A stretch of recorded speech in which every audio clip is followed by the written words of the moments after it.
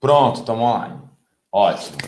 Gente, boa tarde. Estamos aqui começando essa série especial de lives da página É para Falar de Gênero, sim. É um especial eleições e a gente vai trazer aqui pessoas do campo feminista, LGBT, que estão se candidatando à vereança agora em 2020, para a gente discutir as propostas políticas, para a gente conhecer um pouco mais essas candidatas, esses candidatos, tá bom? E hoje, abrindo a nossa live, essa sequência, a gente vai conversar com a Erika Hilton, que é uma pessoa super especial aqui de São Paulo. Eu sou carioca, mas eu estou morando aqui em São Paulo agora, Erika. Então, tô no seu território mesmo, tá? Ela é nossa primeira convidada, mulher, travesti gênero, negra. Ela é ativista de direitos humanos, é ativista LGBT também e também antirracista. Em 2018, a gente vai conversar um pouquinho sobre isso. A Erika participou da bancada ativista, que inclusive está vindo de novo agora. Vou pedir para você me explicar isso daqui a pouco também, tá, Erika? Uma candidatura coletiva que foi a 10ª mais votada no estado de São Paulo, tá?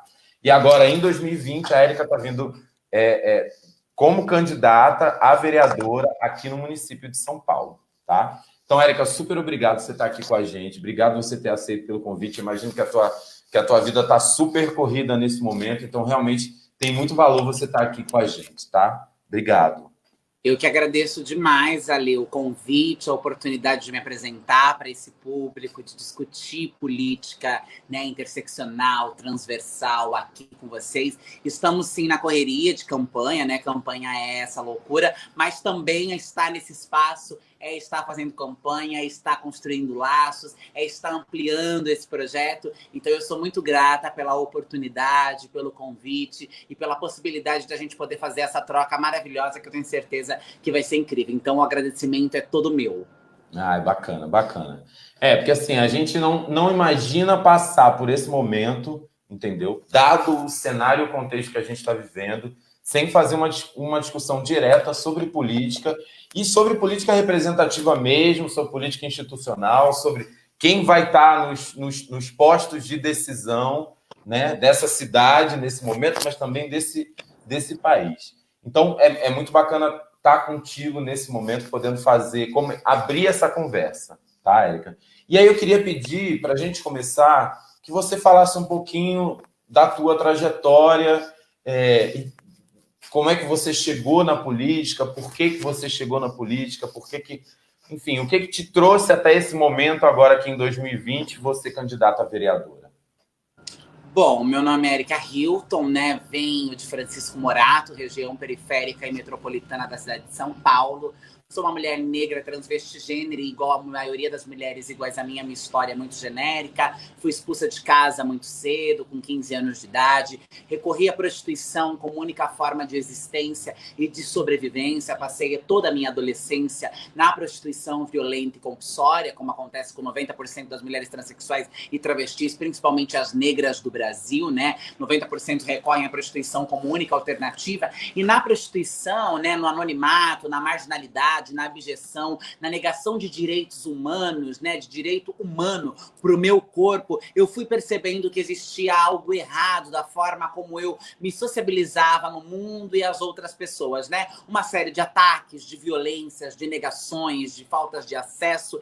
E a partir disso eu começo a construir uma militância, um ativismo e uma luta em prol da dignidade do corpo negro, do corpo travesti, do corpo LGBTQIA+, nos espaços onde eu atuava, que eram as esquinas de prostituição, as casas de cafetina. Quando eu retomo o laço com a minha família, né, e retomo a escola, tive uma expulsão escolar muito cedo, né, porque a escola é um ambiente extremamente tóxico aos nossos corpos. Quando eu retomo a escola e tenho o acolhimento da minha família outra vez, me possibilitando ter um lar, uma moradia, eu preciso de um transporte de ônibus gratuito, e aí a minha primeira briga, né, onde eu começo uma militância pública e notória, que é requerendo o direito do uso do nome social no transporte público público escolar ainda na cidade de Itu, porque eu venho de Francisco Morato, mas quando me identifiquei enquanto mulher trans, travesti, fui deportada para Itu para viver com uns tios evangélicos, né? E aí minha mãe passou a ir morar, saiu de Francisco Morato e foi morar lá também. E aí lá começa a minha briga com essa empresa de ônibus, aonde dá uma repercussão midiática muito grande.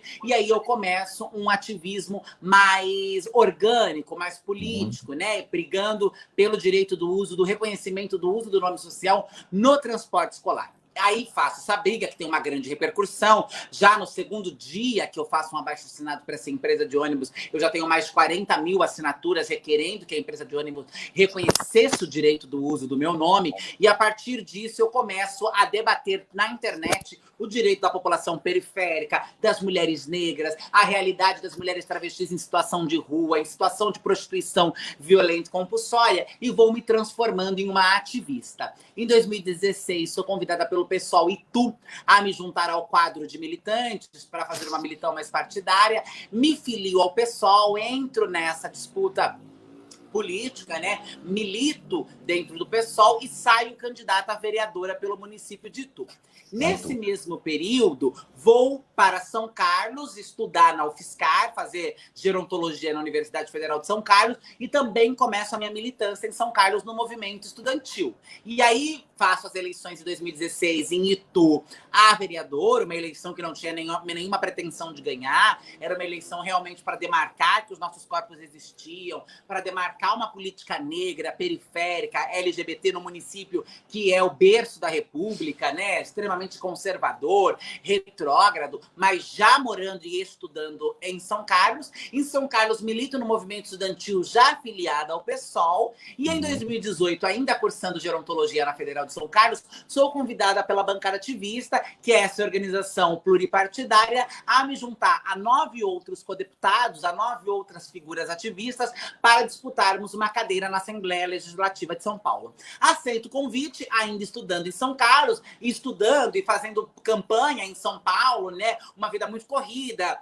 indo para lá, vindo para cá, e chegamos às eleições de 2018, aonde a bancada ativista, que agora é mandata ativista, já entrando nesse campo para explicar o que acontece, a bancada ativista é um movimento suprapartidário que existe desde 2015 e que em 2016, por exemplo, fez um modelo muito parecido com o que está fazendo agora em 2020, que foi apoiar candidaturas individuais de candidatos de vários partidos em volta de um programa em comum. Em 2018, a bancada ativista fez um processo diferente. Não apoiou candidaturas, ela reuniu ativistas para eleger uma candidatura coletiva, né? Agora, em 2020, a bancada ativista, que não é o mandato ativista, porque a bancada ativista é o movimento que impulsiona. O mandato, a mandata ativista, é o que ficou da bancada ativista. A bancada ativista proporcionou a mandata ativista. Agora, a bancada ativista está de novo nas eleições, como já esteve em 2016, em 2018, está nas eleições agora em 2020, apoiando também candidaturas de vários partidos, porque é uma organização pluripartidária, mas essas candidaturas estão ligadas por uma proposta. Então não se trata de uma frente progressista, não se trata de um mandato compartilhado, não se trata de um mandato coletivo, se trata de apoio a candidaturas que defenderão algumas pautas e alguns programas em comum. E aí é isso. Em 2018, chego eleita como codeputada para a Assembleia Legislativa de São Paulo, na 10ª legislatura mais votada, quase 150 mil votos, e componho a mandata ativista, fazendo política na esfera estadual. Entendendo que era importante ampliar este modelo, né, ampliar essa política que eu já construía na esfera estadual para o município, eu me desligo da mandata ativista e me coloco como candidata, com o número 50700, agora nas eleições municipais aqui da cidade de São Paulo. Então, de uma forma muito sintética e muito resumida, essa é a minha trajetória até esse momento das eleições municipais aqui do ano de 2020. Acho que deu para fazer uma boa síntese, né? Nossa, foi um super voo, foi um super currículo. Eu queria te perguntar sobre a bancada ativista e sobre como foi a tua experiência queria que você falasse um pouquinho mais da bancada ativista em si, qual é a pegada, qual é o campo, né? Qual é o campo político, né?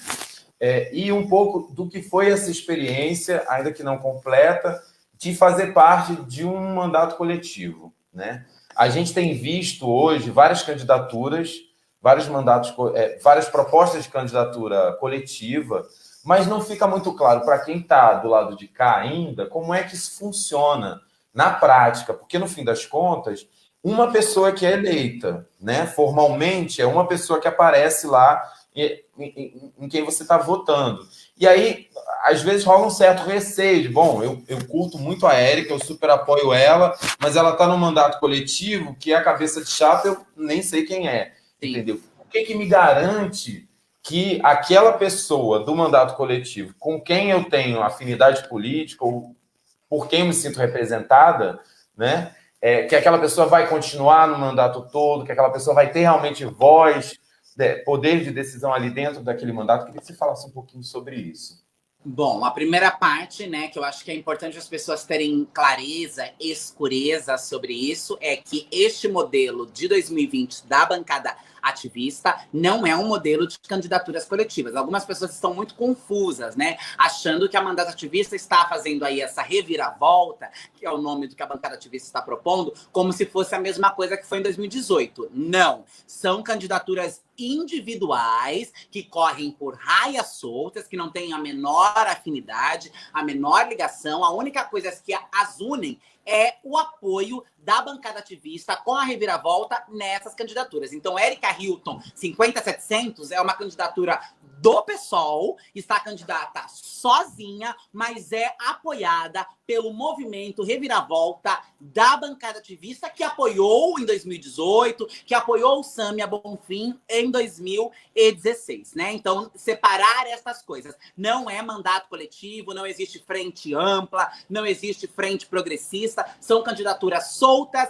individuais, independentes, que tem um programa em comum, uma parte do programa, né? A Reviravolta tem o seu próprio programa e a gente faz a defesa daqueles programas. Então, é diferente isso e é bom fazer essa dicotomia, essa separação para que as pessoas não confundam com o modelo que foi em 2018. A bancada ativista em 2018 foi uma experiência bastante rica, né? E foi referência para esses modelos de mandato coletivos, compartilhados, que nós estamos conhecendo agora. A minha experiência foi muito boa, né? Eu saio com um saldo bastante positivo porque eu consegui me movimentar muito e consegui fazer muitas proposições daquilo que eu havia me proposto a fazer enquanto codeputada. Mas tenho ressalva, sim, com relação aos mandatos coletivos, que as pessoas precisam, ao se proporem em fazer o mandato coletivo, estarem alinhadas e pactuadas ideologicamente. Eu acho que esse modelo de 2018 falhou ao reunir muitas pessoas de frentes diferentes, né? Pessoas que não se conheciam, pessoas vindas de outras frentes, o que acaba dificultando o encaminhamento de algumas pautas, porque são vivências e formas de construir a política diferente. Então, o que eu disse, inclusive numa matéria para o Yahoo, eu falei sobre isso, né? Eu acho excelente essa forma de hackear a política. E eu acho que mandatos coletivos são, sim, potentes e funciona como um hackeamento dessa política institucional, que eleger uma única pessoa, às vezes, é mais difícil. Mas quem está se propondo a fazer mandatos coletivos precisa fazer isso com um número reduzido do que foi o modelo da bancada ativista de 2018, para ter uma melhor organicidade, e precisa fazer isso com pessoas que estejam diretamente alinhadas a ideologias políticas, sociais daquelas pessoas. Não dá pra gente pegar pessoas do PSOL, do PCdoB, da Rede, do PDT, só porque são de partidos progressistas, juntar em um único lugar e achar que isso vai funcionar. Porque esses partidos e essas pessoas, esses ativistas, constroem os seus ativismos de forma diferente. Tem pessoas que são muito mais liberais, tem pessoas que são muito mais conservadoras, tem outras que são muito mais radicais, e esses embates aconteceram na bancada ativista, e eu acho que o que fica de lição os mandatos coletivos são potentes, funcionam, e eu acho que podem ser, sim, replicados. Mas se o mandato coletivo se propõe a fazer o enfrentamento ao racismo, por exemplo, ele precisa ser composto única e exclusivamente por pessoas negras comprometidas em fazer o enfrentamento ao racismo. Se ele vai ser um mandato coletivo que vai ser o seu mote na pauta LGBTQIA+, ele precisa ter pessoas alinhadas com essa pauta. Não dá para sair reunindo pessoas aleatórias e soltas e achando que a coisa vai fluir organicamente, porque haverão embates, como houveram embates no mandato coletivo. Mas, na sua essência e no macro, a experiência e as coisas trazidas por mim foram muito positivas. Os saldos que Erika Hilton teve deste mandato foi muito positivo. Bacana, bacana. E aí eu queria te perguntar isso, Erika. Você fala mandata, né? Queria que você falasse um pouco do porquê dessa mudança. Hoje, nesses dias tem rolado uma treta sobre pronomes neutros, por que é importante essas subversões do uso da língua, do mesmo jeito que lá atrás a gente falava presidenta, a gente falar e defender agora a mandata. Tem gente que critica e diz que isso é uma pauta elitista, que é coisa da nossa bolha. O que você pode falar para a gente sobre isso? Olha, talvez o Ili, Elo, seja um pouco elitista, porque eu não vejo a favela, a quebrada, ainda conseguindo trabalhar dentro da linguagem do Ilo, do Elo, que é uma coisa realmente mais presa à nossa própria bolha. Nesse sentido, eu até tenho concordância, não que eu não acho que seja urgente a inclusão e o respeito de uma linguagem neutra que contemple as pessoas não binárias que existem, resistem e precisam ser contempladas no movimento LGBTQIA+, né? Então a gente percebe que quem faz esse ataque de dizer que é elitista, que é não sei o quê, é quem está dentro da própria bolha. Não é quem está olhando para a periferia, não é quem está olhando para a trabalhadora doméstica, para o morador em situação de rua, para a pessoa de baixa escolaridade, não. É quem realmente está fazendo enfrentamento às identidades não binárias, né? E aí, quando a gente coloca a mandata, a presidenta, quando a gente tira essa imposição do gênero, porque a língua não é uma coisa que nasceu num pé de maçã, num pé de abacate. A língua não é uma coisa gramática, a linguagem não é uma coisa orgânica que veio com a natureza. Ela foi pensada e instrumentalizada por uma categoria. E essa categoria é a categoria de homens brancos, donos do poder, condutores dessa sociedade, que constituiu a sociedade massacrando, invisibilizando, estuprando nós, corpos negros, as mulheres, fingindo que a sociedade era para eles, por eles. É a estrutura do patriarcado, que se tem 1 milhão de mulheres em uma sala e um homem, a língua nos obriga a falar ele, tratar tudo no masculino. E os espaços de poder também são pensados apenas para os homens. Não à toa, só em 1932 as mulheres passaram a votar.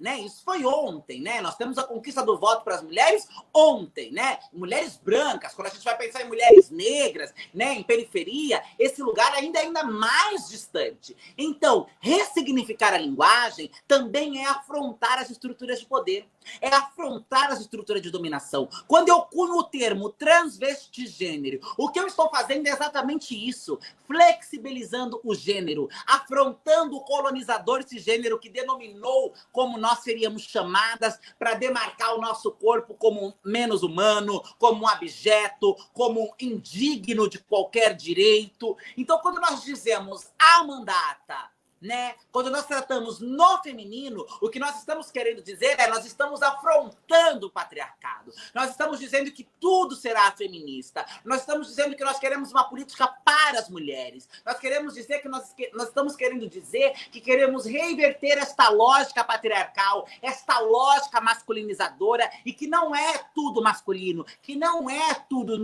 para os homens. E isso não muda as estruturas, mas é sim uma forma simbólica de botar o dedo na ferida, é sim uma forma simbólica de ser resiliente, é sim uma forma simbólica de mostrar que o feminismo, que a pauta das mulheres estão avançando e estão chegando em lugares que antes não eram para ser ocupados pelos nossos corpos, e mulheres das suas mais diversidades, mulheres negras, mulheres trabalhadoras, mulheres catadoras, mulheres periféricas, empregadas domésticas, prostitutas, travestis, transexuais, Todas essas mulheres organizadas, juntas, em prol de um bem comum, estão ocupando lugares que antes eram negados para elas. Então, falar a mandata, a presidenta, é falar que estamos implementando uma política para as mulheres. E não uma política para as mulheres que os homens pensaram, como sempre foi. Não, uma política feita por mulheres, para as mulheres, e que será tratado na palavra que a ortografia tratou como feminino, no a mandata, a presidenta, que até antes não existia, porque a sociedade se pensou em cima de uma lógica misógina, patriarcal. A partir de agora, nós mulheres estamos contra-argumentando e contra-atacando, dizendo o patriarcado, o machismo, a misoginia não nos intimidarão, não nos calarão, e nós vamos ressignificar sim, nós vamos mudar as palavras sim. E ainda que seja, que comece numa bolha, nós não vivemos numa bolha. A minha mãe mora na favela, na periferia. As minhas tias estão na periferia. As minhas irmãs estão na periferia. O que eu digo chega também lá. Porque nós não estamos isoladas. Nós não deixamos os nossos territórios. Nós não deixamos de atuar da onde viemos. E isso vai se perpetuando. É um efeito cascata, é um efeito dominó. A gente fala aqui da bolha e vai trabalhando para acessar fora da bolha, para chegar em outros espaços, para chegar em outros lugares. Então é exatamente isso. Uma forma simbólica de afrontar as estruturas misóginas e patriarcal que constitui e estrutura a nossa sociedade. E como foi a tua experiência até hoje de circular nesses ambientes, seja a Assembleia Legislativa, seja o próprio partido político? Aí queria que você falasse um pouco do porquê da tua escolha pelo PSOL, né? Como é que foi a tua experiência? Você encarou muito a transfobia nesses ambientes? Que tipo, como é que essa rejeição, esse processo de exclusão se manifestava ali nesses espaços propriamente políticos, institucionais?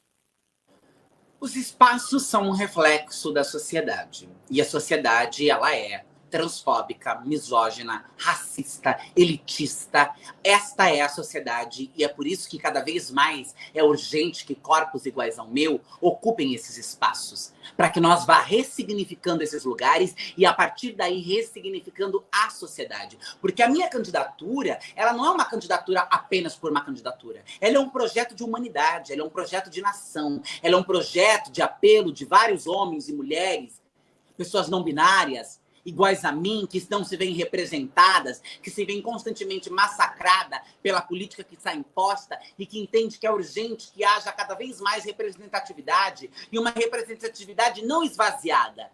Porque o corpo só pelo corpo não transforma. É preciso um corpo comprometido com a base. É preciso um corpo comprometido com a ideologia. É preciso um corpo comprometido com a política que queremos e que defendemos, né? E eu escolho o PSOL por ser o partido, né, dentro do campo progressista, do campo do escopo da esquerda, que, apesar das suas problemáticas, como todo partido tem, é o partido mais coerente naquilo que se propõe a fazer, é um partido que não está envolvido com corrupção, é um partido que defende a destruição do capitalismo, né? É um partido que inclui nos seus quadros de militantes e que dá espaço para que figuras negras e LGBTQIA+, possam desenvolver um ativismo. A gente não fica ali sendo centralizada, boicotada, limitada, recebendo uma ordem de uma hierarquia de cima para baixo, né? Não pelo menos no campo do partido do qual eu faço parte. Eu acredito na política que o PSOL defende no país e na cidade de São Paulo. Então, essa é a minha escolha, né? Desde 2015 eu faço parte e construo o PSOL no Brasil e em São Paulo, como estado, como município, porque acho que é um partido que tem coerência, acho que é um partido que tem verdade, acho que é um partido que se compromete com aquilo que se propõe a fazer, e apesar das incoerências que vamos encontrar, como encontraremos em todos os outros partidos, perto dos demais partidos, as incoerências que eu encontro no PSOL são muito menores. São possíveis de ser discutidas, de ser trabalhadas, de ser apontadas, de ser tratadas. Não estou dizendo aqui que ele é perfeito, mas diante dos outros que também são imperfeitos, ele sim é o melhor partido que nós podemos, que eu me sinto confortável em estar, em construir, em vestir a camisa, né? E não tenho relatos de transfobia dentro do PSOL. Nunca me aconteceu nada transfóbico dentro do partido, porque senão senão, por obviedade, eu não estaria compondo esse partido. Mas na Assembleia Legislativa, né, onde meu corpo é um corpo extremamente estranho e será em qualquer outro lugar, porque a sociedade ainda não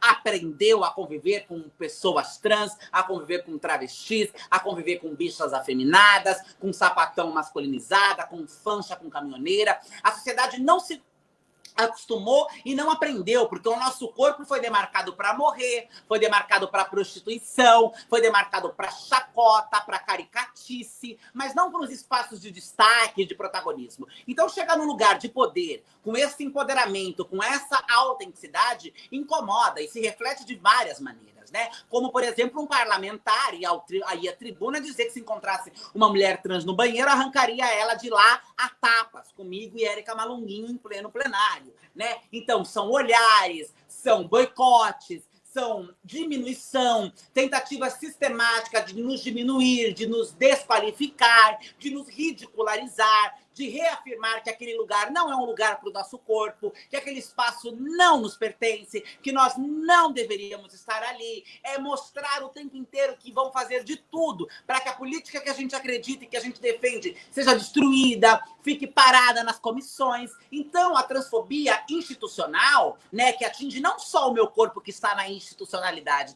mas todo o corpo trans travesti, todo o corpo negro, que também é o racismo institucional. E aí eu trago esses dois demarcadores muito fortes, né? Que é ser negra, mulher e transvestigênero. E isso é afrontar completamente toda e qualquer estrutura da nossa sociedade. Eu reúno tudo isso em um único corpo. Isso incomoda profundamente. E aí as manifestações racistas, transfóbicas e misóginas, elas vêm de todas as formas que vocês possam imaginar, né? Mas isso não me intimida, porque, como eu disse, enfrentei a rua, a prostituição, muito cedo, 15 anos de idade, eu estava tendo que enfrentar todas essas violências, dormir nas calçadas de São Paulo, né? Então, chegar naquele lugar e ser afrontada, intimidada, no lugar que aqueles parlamentares, que aqueles assessores me intimidavam, não era algo novo para mim. Eu já tinha experiência e maturidade da vida para estar ali, mas é muito cruel perceber que nossos corpos causam tanto incômodo e tanto estranhamento, única e exclusivamente por sermos quem somos,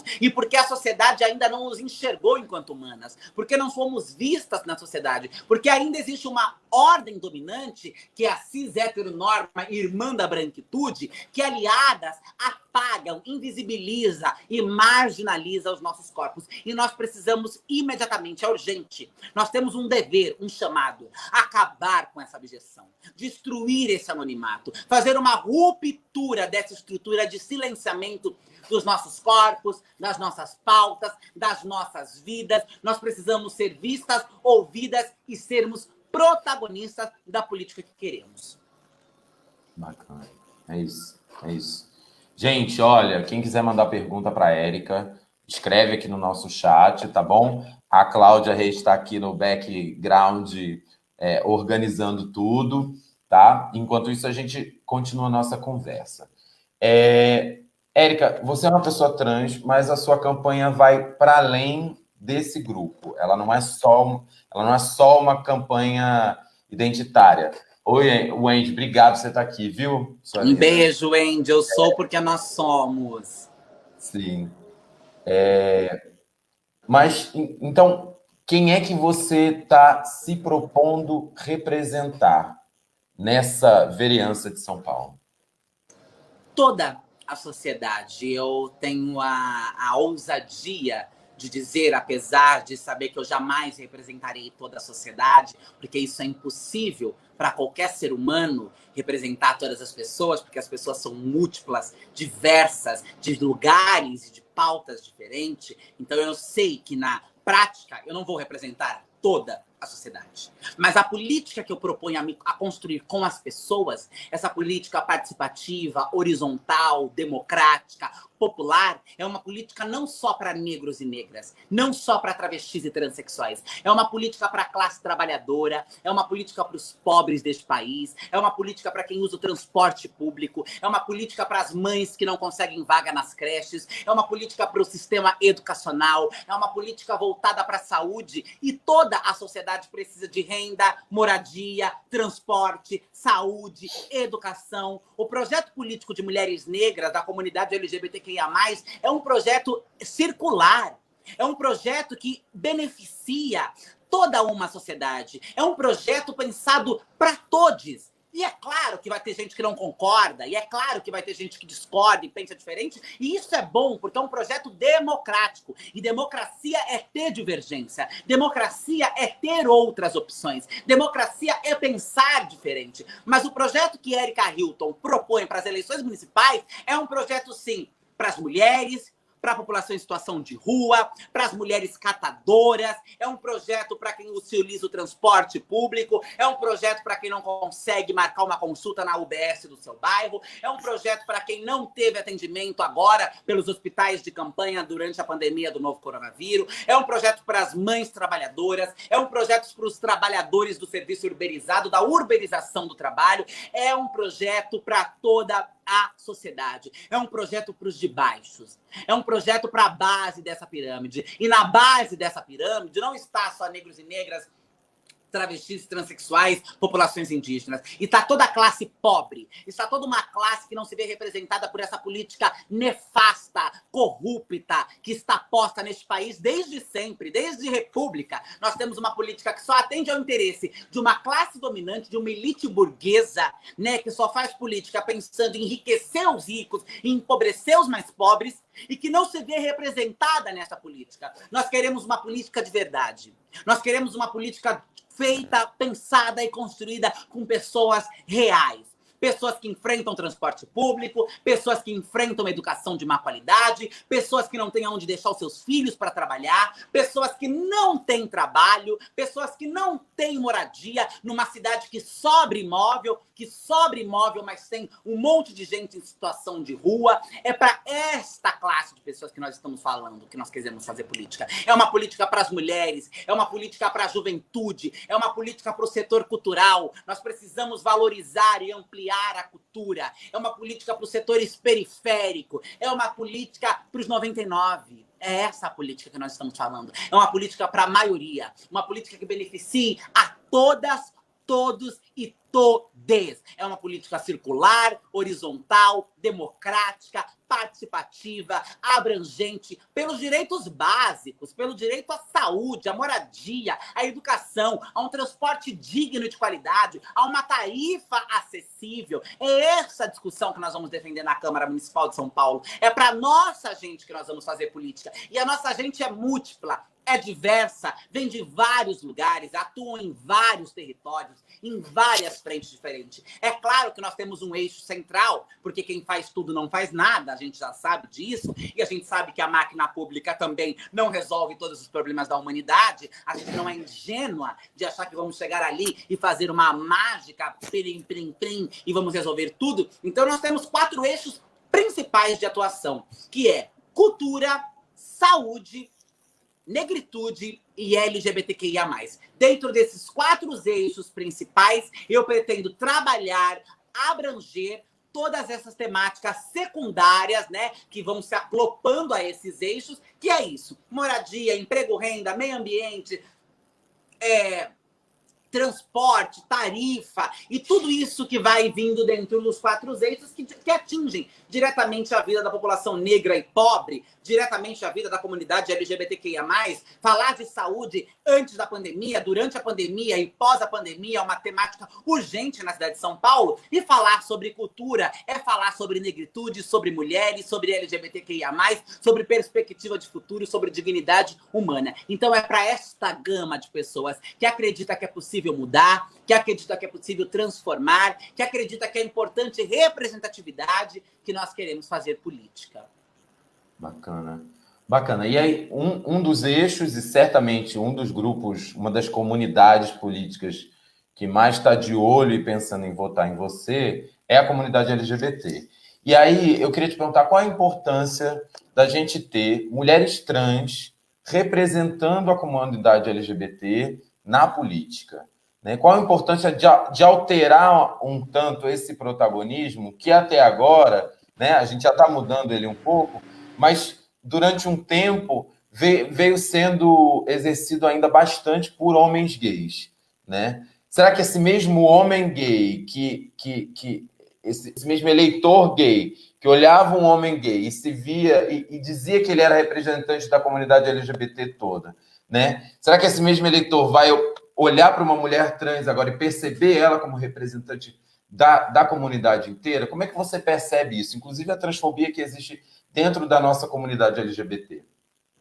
Olha, talvez esse eleitor que olha este homem gay e não tenha ainda entendido que o processo que precisamos é de uma sociedade matriarcal, pensada pelas mulheres, e que os homens deem um passo atrás para que nós, pela primeira vez, possamos passar, talvez esse tipo de homem gay não vá votar mesmo em Erika Hilton, porque ele está pactuado e fechado com um pacto narcisista de continuidade das estruturas de poder e de dominação, né? Então, a branquitude, a cisgeneridade, a masculinidade, o patriarcado tem um pacto entre si que é perpetuar a mesma lógica durante anos, impossibilitando que negros avancem, que mulheres avancem, que a classe trabalhadora avance a partir desses pactos que estão fundados, né? Então é importante rever esses pactos. Nós precisamos avançar.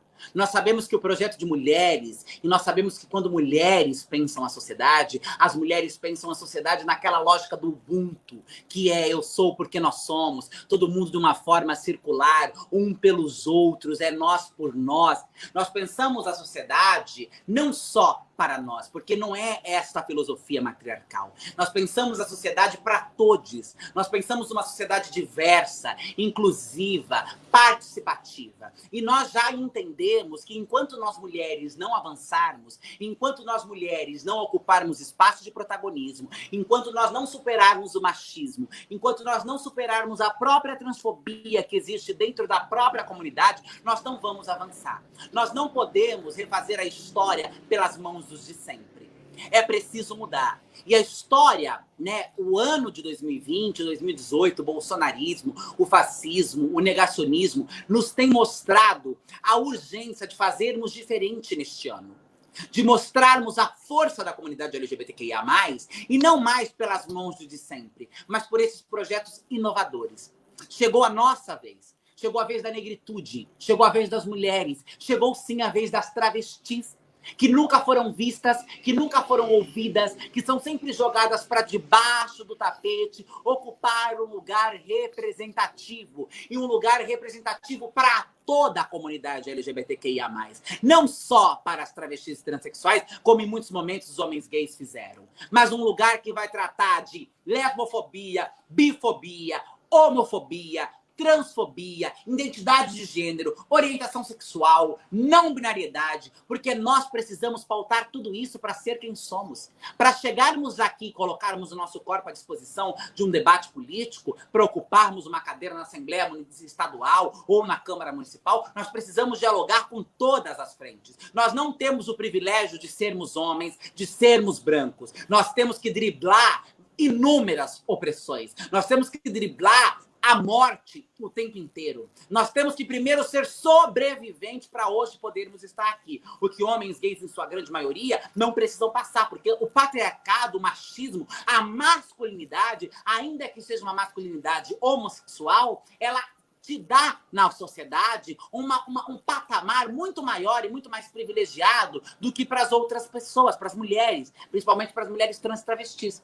Então, eu acredito que este eleitor que ainda não entendeu a importância dessa mudança, talvez não vote em Erika Hilton. Mas eu tenho certeza que uma grande parte da comunidade LGBTQIA+, que não se vê mais representado pela bicha padrão de sempre, que já entendeu que os processos não serão revolucionários se continuarmos a elegermos homens brancos, vão votar em Erika Hilton. Porque querem mudança, porque querem radicalidade, porque querem transformação, porque querem uma sociedade diferente. E sabe que essa sociedade diferente só poderá se dar a partir da ocupação do corpo negro, a partir da ocupação do corpo transvestigênero, a partir da ocupação das mulheres nos espaços que antes eram ocupados apenas por homens. É preciso radicalizar e mudar. E grande parte desta população já compreendeu que nós não mudaremos pelas mãos do de sempre. É preciso um processo ainda mais profundo, ainda mais radical, que venha de baixo para cima. E somente nós, mulheres negras, pobres, periféricas, travestis, que conhecemos a realidade da noite, da rua, do anonimato, é quem podemos dar essas respostas. E daremos essas respostas não só para nós, traremos com nós toda a sociedade. Traremos com nós toda a comunidade LGBTQIA+. Pensaremos política para todas as LGBTQIA+, e para quem não é LGBTQIA+. Porque é sobre isso. O projeto de mulheres negras, o projeto de mulheres transexuais é um projeto que pensa na sociedade como um todo. Cis, hétera, branca, burguesa, pobre, em situação de rua. Não é um projeto pensado só pela gente, como acontece nos setores dominantes da política institucional. Exatamente. Como é que você conecta? Como é que você conecta as tuas propostas? Como é que elas dialogam com o conjunto dessas mulheres que estão na periferia? Essa mulher que mora na favela, que é mãe, que está preocupada com o futuro dos seus filhos, das suas crianças, que está preocupada com a violência policial, que está preocupada com a pandemia, com possibilidade de emprego, de trabalho, que vive a experiência do estigma, da precariedade urbana. Como é que a tua candidatura, para além da esfera LGBT, se comunica com esse amplo de mulheres? Ela não só se comunica, como ela é construída com esse escopo de mulheres, né? Nós fizemos 11 seminários temáticos no período de pré-campanha, onde toda essa gama de homens e mulheres estavam contemplados na construção da formulação do programa da minha candidatura. Então não é uma candidatura pensada para, é uma candidatura pensada com.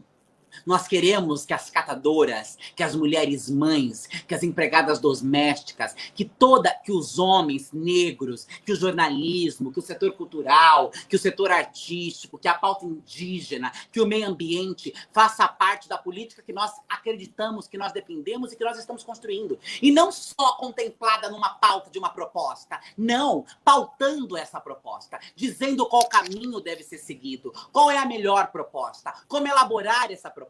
Qual é a forma eficaz? Qual é o acúmulo que esses coletivos já trouxeram? Porque eu não posso falar pelas mulheres mães. Eu não posso falar pela mulher catadora. Eu não posso falar pela mulher em situação de rua. Eu não posso falar pela mulher preocupada com a vaga da creche, ou a mulher preocupada com a saúde do seu filho, ou a mulher preocupada com se o seu filho volta para casa, porque eu não vivo essa vivência, porque eu não sou essa mulher. O que eu posso fazer é sentar com essa mulher, ouvir o que ela tem a dizer e juntas pensarmos quais caminhos e quais propostas são eficazes para atender às demandas, às angústias e às reivindicações dessas mulheres. Então, a minha campanha e as minhas propostas não dialogam com essas mulheres apenas. Elas são pensadas e construídas com essas mulheres nos 11 seminários de programas que foram realizados, que estão disponíveis no Facebook e no Twitter, para quem quiser assistir. Passamos por várias pautas, né? Falamos sobre emprego, sobre renda, sobre moradia, sobre segurança, sobre cultura, sobre saúde, sobre meio ambiente, sobre feminismo, sobre direito a mulheres, sobre direito à cidade, sobre juventude, sobre infância.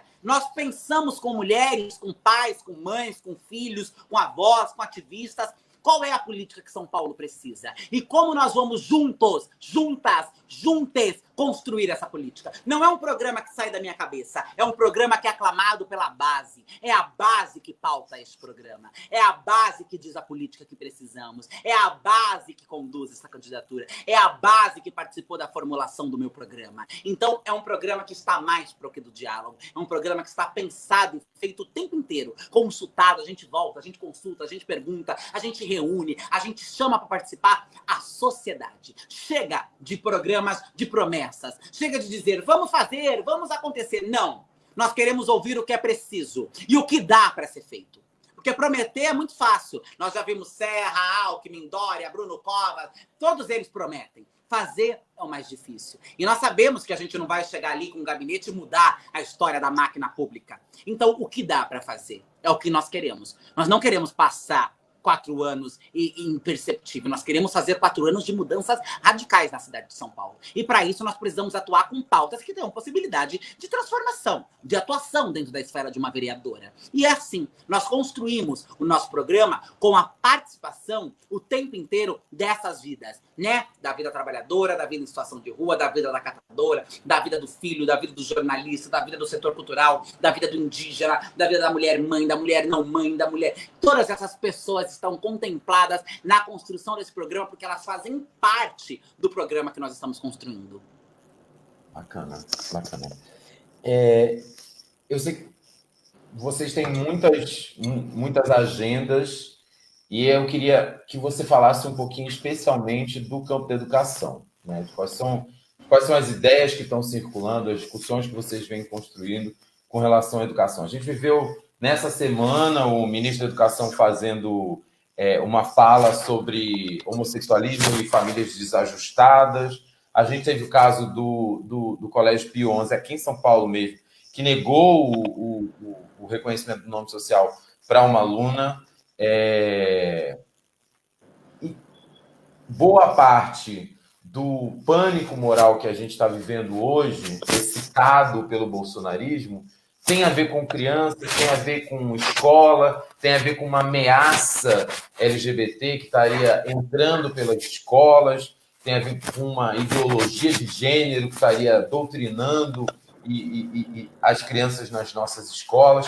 Como é que vocês estão pensando uma atuação na educação, na vereança aqui em São Paulo, dentro desse contexto tão contaminado de fake news, de teorias da conspiração e de distorções? Bom, eu acho que com relação à pauta da educação, né, a gente tem uma boa prova com relação ao ministro da Educação, porque eu fui a responsável por protocolar o pedido de impeachment dele junto à PGR, né? Então, assim, esse é o primeiro ponto. Nós já estamos cansadas de cartas de repúdio. Nós estamos cansadas de sermos atacados e ficarmos na internet esbravejando, gritando e não fazendo nada, né? O nosso primeiro ponto é nós vamos contra-atacar e exigir o respeito que nós temos constitucional. Ser gay, lésbica, bissexual, não binário, travesti, transvesti, gênero, transexual não é nenhum crime, muito pelo contrário. Crime é ser LGBTfóbico, crime é roubar e negar os nossos direitos, crime é tentar marginalizar ainda mais a nossa vida. E nós responderemos à altura. Se não eleita, já estamos fazendo este barulho, quando eleita, se assim a sociedade quiser, imagina o tumulto que não faremos para colocar esses senhores que têm um projeto de morte contra o nosso corpo nos seus devidos lugares. Fiz isso com Ana Paula Valadão, corre no Ministério Público um processo contra ela pela fala homofóbica, sorofóbica, que fez em um dos seus cultos. Impeachmentei o ministro, né? Pedi junto à Procuradoria-Geral da República um pedido de impeachment. E o que nós estamos pensando para a cidade de São Paulo no campo da educação ligada à identidade de gênero e à orientação sexual, né? Primeiro, o fortalecimento da Lei 10.948, uma lei, né, que defende as pessoas, né, no Estado e na cidade de São Paulo. Então, que essa lei seja vista, que essa lei seja notória, que a gente saiba desses direitos, que essa população saiba desse direito. Depois, uma construção junto com o setor educacional, para que haja educação junto a serviços de assistência social. Nós entendemos no seminário de educação, conversando com professores, técnicos, especialistas, pais e alunos, que é urgente que a escola seja um ambiente também de acolhimento e de serviço social, e não um lugar onde o aluno vai ali, senta na carteira, ouve uma meia dúzia de palavras e volta para sua casa. Então, eu acho que fortalecer a educação junto ao serviço social já dá um lugar de amparo, de acolhimento, de um trabalho possível pedagógico para discutir essa temática. Também fazer a implementação com muito desafio, porque a gente sabe que não vai ser fácil. Esse embate é um embate duro em qualquer lugar que a gente propõe a fazer ele, mas a gente precisa fazer, que é a implementação da discussão de gênero e sexualidade dentro das escolas, né? Nós tivemos ali, em 2018, com a chegada do bolsonarismo, a criação de fake news, mamadeira de piroca. Esse discurso foi colocado para debaixo do tapete, foi secundarizado, o bolsonarismo foi inflamando, né? Foi destruindo tudo. Mas nós precisamos implementar na cidade de São Paulo uma política que dê dignidade aos pais e aos alunos LGBTs que queria mais. Nós precisamos também valorizar, por exemplo, reconstituir, né, a questão nas escolas, dos estudos do núcleo de igualdade racial, por exemplo, porque não é só a questão LGBTQIA+, né, mas o debate sobre étnico-racial, sobre etnia, sobre populações negras e indígenas, também não acontece na cidade de São Paulo. Então, nós pensamos, né, nós temos um programa todo, a gente não tem tempo de apresentar esse programa aqui, mas a gente pensa nessa intersecção, né, do serviço social com a escola para dar dignidade e acolhimento aos alunos e aos professores e à equipe pedagógica, docente, para que tenha um preparo, então a preparação dos profissionais da área da educação para lidar com a questão de gênero e sexualidade e também com a questão de raça, e também uma maior presença e uma maior atuação do serviço social dentro das escolas para que a gente possa humanizar o professor, né, o processo educacional e todas essas fake news e mentiras que foram se infiltrando dentro do ambiente escolar e que agora a gente tem um desafio imenso que é desconstruí-las, destruí-las, né? Desfazê-las, né? Acabar com elas. Então não é uma tarefa fácil, é uma tarefa que vai demandar muito diálogo, muita construção conjunta, a participação efetiva de coordenadores, diretores, pedagogos, professores, inspetores, faxineiros, porque a educação também não pode ser pensada só a partir de direção e professores, né? A cozinheira, o inspetor, a merendeira, a tia do portão, todas essas pessoas produzem educação. A educação não pode ser pensada também como uma mercadoria, onde o aluno vai ali para aprender a assinar a carteira de trabalho e depois virar uma mão de obra braçal na fábrica.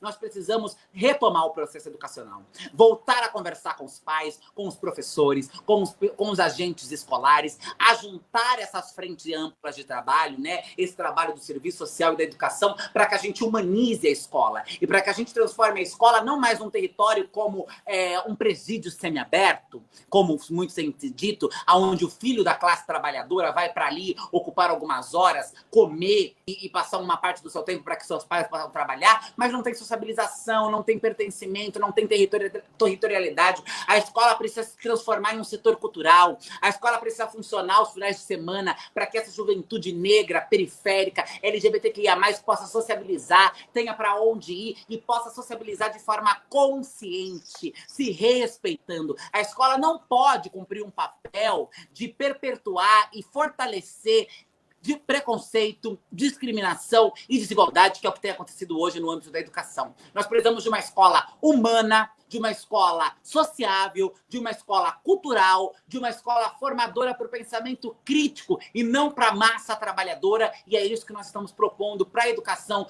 tanto no âmbito étnico-racial, porque temos que discutir racismo dentro das escolas e temos que discutir LGBTfobia dentro das escolas, com pais, alunos, professores e todos os agentes escolares. É muito interessante isso que tu fala. Eu estava acompanhando exatamente essa semana o resultado de uma pesquisa que mostra os meninos negros como o perfil com o pior rendimento comparado a todos os outros grupos, de meninos pardos, de mulheres negras, de mulheres pretas, de homens e de mulheres brancas. Então, não tem como a gente pensar, de fato, uma política de gênero para a educação que não esteja trançada visceralmente com uma discussão racial, né? Porque esse é o ponto onde as desigualdades mais extremas vão se construindo, né? Acho que a gente já respondeu a pergunta do Bruno. A pergunta do Bruno era exatamente sobre isso. Érica, eu queria deixar um tempo para você, a gente já está chegando no final aqui do nosso tempo, eu queria deixar um tempo para você mandar um recado para a galera que está assistindo, que vai assistir. Todas as nossas lives ficam disponíveis lá no nosso canal do YouTube, então a gente vai continuar replicando esse material intensamente durante esse curtíssimo período eleitoral, que eles diminuíram o máximo possível para a gente não ter tempo nem de pensar um pouco. Então, eu queria deixar esses últimos minutos para você dar uma palavra mesmo para a galera que está assistindo e que pode ser, inclusive, uma eleitora, um eleitor teu também. Bom, eu quero agradecer primeiro você, o É Pra Falar de Gênero Sim, pelo convite, pela possibilidade de estar aqui dialogando, de estar aqui trazendo propostas. Quero dizer para quem está nos assistindo que essa não será uma eleição fácil, mas que nós temos coração, nós temos alma, nós temos ancestralidade, nós temos vontade de mudar. Então isso vai nos fazer chegar cada vez mais longe. Quero convidar as pessoas a conhecerem as propostas, a me seguirem nas redes sociais, a assinarem o nosso manifesto que foi publicado hoje, que já foi assinado por Pablo Vittar, Silvia Almeida, Urias, Lineker, Linda Quebrada, né? Várias personalidades importantes do movimento negro, do movimento LGBT, Renata Sorraz, Elian Duncan, né? Assinem também esse manifesto, venham fazer parte da nossa lista de WhatsApp, venha junto comigo ajudar a construir essa política preta, jovem, feminista, LGBTQIA+, aqui na cidade de São Paulo. Chegou a vez das mulheres, chegou a vez dos de baixo, chegou a vez de falarmos de saúde, de negritude, de juventude, de direito à cidade, de maternidade, de tudo aquilo que eles não querem e não gostam de falar. Chegou a nossa hora, chegou a nossa vez de falar, e essa candidatura está para além de um corpo, está para além de um nome. É claro que precisa de um rosto naquela urna, é claro que precisa de um nome, mas esta é uma candidatura para muitas, para muitos,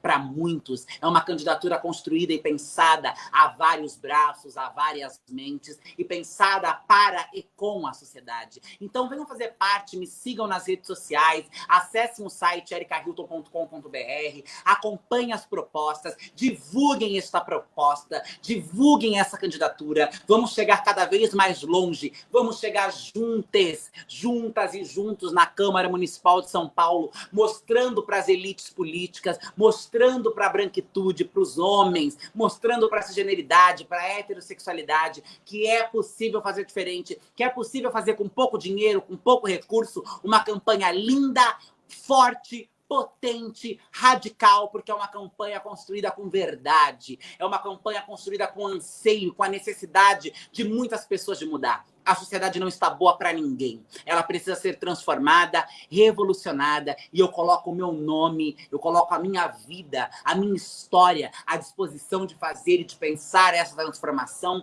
de pensar essa sociedade. Essa candidatura é muito mais que uma candidatura. É um projeto político de nação, de humanidade, de construção de novos marcos civilizatórios. E não é um projeto político pensado para grupo A ou grupo B. É um projeto político pensado para toda a sociedade. É claro, dando protagonismo e vez para aqueles e aquelas que nunca tiveram. Então, sim, é a vez das mulheres, é a vez da negritude, é a vez dos pobres e da classe trabalhadora, é a vez de nós, que sempre fomos invisibilizados e colocados como abjetos dentro da política, protagonizarmos e ocuparmos o nosso lugar. Mas ela é, sim, uma candidatura para toda a sociedade, porque quando a sociedade for boa, para nós mulheres, para nós negros e negras, para a classe trabalhadora, ela será boa para todos. Então vem comigo, vamos fazer esse processo, vamos revolucionar a política, vamos mudar São Paulo. Assinem o manifesto, acompanhem as propostas, me sigam nas redes sociais,